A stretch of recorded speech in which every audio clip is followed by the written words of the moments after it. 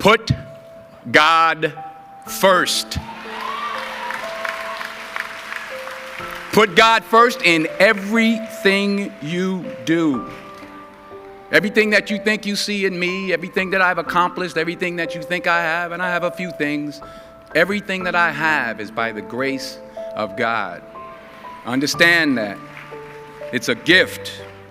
40 years ago, March 27th, 1975, it was 40 years ago, just this past March, I was flunking out of college. I had a 1.7 grade point average. I hope none of you can relate. I had a 1.7 grade point average. I was sitting in my mother's beauty shop. They still call it beauty shops now? What they call it now? Yeah, I was sitting in the beauty parlor. I was sitting in my mother's beauty parlor, and I'm looking in the mirror, and I see behind me this woman under the dryer. And every time she looked up, every time I looked up, she was looking at me, just looking me in the eye. And I didn't know who she was, and I said, she said, somebody give me a pen, give me a pencil, I have a prophecy. March 27, 1975, she said, boy, you are gonna travel the world and speak to millions of people. Now mind you, I flunked out of college. I'm thinking about joining the army. I didn't know what I was gonna do, and she's telling me I'm gonna travel the world and speak to millions of people. Well, I have traveled the world, and I have spoke to millions of people. But that's not the most important thing, the success that I had. The most important thing is that what she taught me and what she told me that day has stayed with me since. I've been protected, I've been directed, I've been corrected. I've kept God in my life, and it's kept me humble. I didn't always stick with him, but he always stuck with me. So stick with him in everything you do. If you think you want to do what you think I've done, then do what I've done and stick with God. Number 2, fail big. That's right. Fail big. Today is the beginning of the rest of your life, and it can be very frightening. It's a new world out there. It's a mean world out there, and you only live once. So do what you feel passionate about.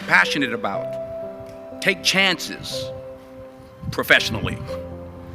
Don't be afraid to fail. There's an old IQ test, was 9 dots, and you had to draw 5 lines with a pencil within these 9 dots without lifting the pencil. The only way to do it was to go outside the box. So don't be afraid to go outside the box.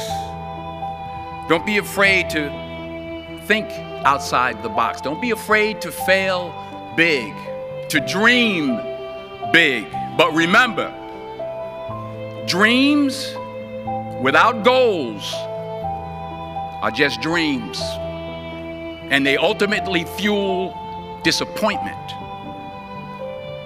So have dreams, but have goals.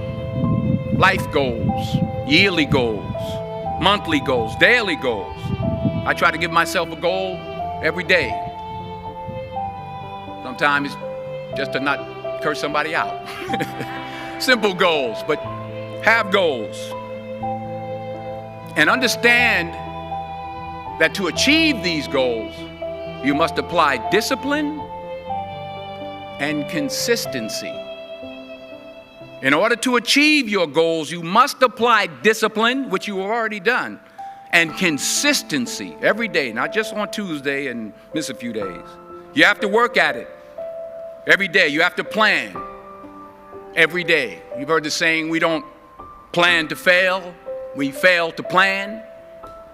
Hard work works. Working really hard is what successful people do.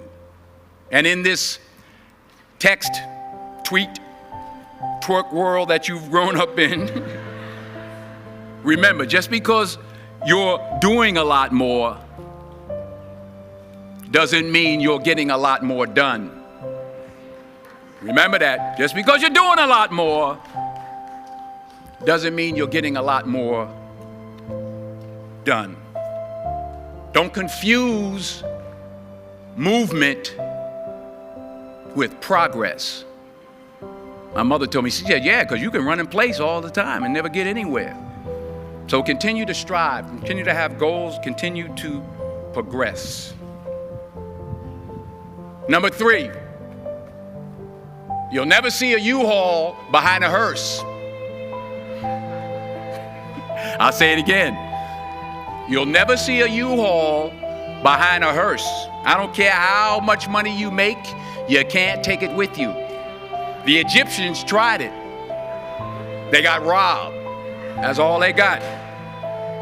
You can't take it with you. And it's not how much you have. It's what you do with what you have. We all have different talents. Some of you will be doctors, some lawyers, some scientists, some educators, some nurses, some teachers. Yeah, okay. Some preachers. The most selfish thing you can do in this world is help someone else. Why is it selfish? Because the gratification, the goodness that comes to you, the good feeling that I get from helping others, nothing's better than that. Well, one or two things, but nothing's better than that. Not jewelry, not big house I have, not the cars, but it's the joy. That's where the joy is, in helping others. That's where the success is, in helping others. Finally, I pray that you put your slippers way under the bed tonight, so that when you wake up in the morning, you have to get on your knees to reach them. And while you're down there, say thank you for grace. Thank you for mercy. Thank you for understanding. Thank you for wisdom. Thank you for parents. Thank you for love. Thank you for kindness. Thank you for humility. Thank you for peace. Thank you for prosperity. Say thank you in advance for what's already yours. That's how I live my life. That's why I am, one of the reasons why I am today. Say thank you in advance for what is already yours. True desire in the heart for anything good is God's proof to you, sent beforehand to indicate that it's yours already. I'll say it again. True desire in the heart, that itch that you have, whatever it is you want to do, that thing that you want to do to help others and to grow and to make money, that desire, that itch, that's God's proof to you, sent beforehand already to indicate that it's yours.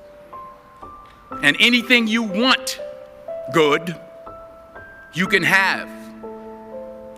So claim it. Work hard to get it. When you get it, reach back. Pull someone else up. Each one, teach one. Don't just aspire to make a living.